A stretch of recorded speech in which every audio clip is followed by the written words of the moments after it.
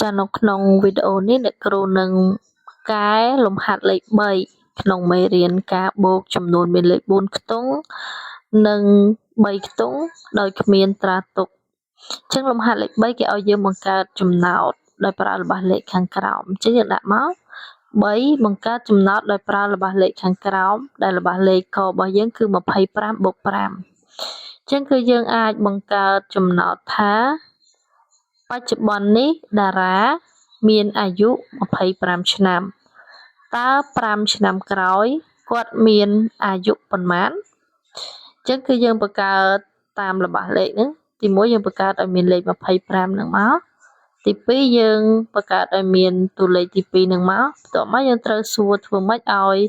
តួលេខទី1ហ្នឹងបូកនឹងតួលេខទី2ចាឥឡូវយើងទៅមើលលំហាត់ខទាក់ទងនឹងល្បះលេខខ34បូក6អញ្ចឹងគឺយើងអាចបង្កើតប្រធានចំណោទថាពូសំដាំដើមចេកបានចំនួន44ដើមអញ្ចឹងគឺយើងបានពីតួទី1ហ្នឹងហើយកូនរបស់គាត់ដាំបាន6ដើមដែលយើងបានពីតួទី2បន្ទាប់មកយើងសួរធ្វើម៉េចឲ្យ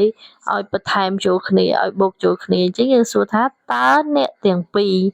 ដាំចេកបានប៉ុន្មានដើមអញ្ចឹងពេលយើងសួរអញ្ចឹងទៅគេនឹងយក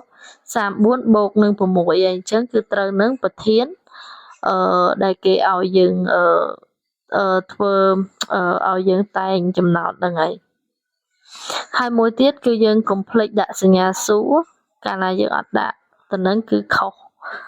គឺអត់ត្រឹមត្រូវទេពាក្យថាចំណោទគឺត្រូវតែមានល្បះសំណួរហើយនឹងការសួរដើម្បីឲ្យគេរកចម្លើយឲ្យយើងអញ្ចឹងតកតងទៅនឹងកំណែចាលំហាត់លេខ3ការបង្កើតចំណោទចាស់គឺមានប៉ុណ្ណឹងចាសូមអរគុណច្រើននិងសូមជម្រាបលា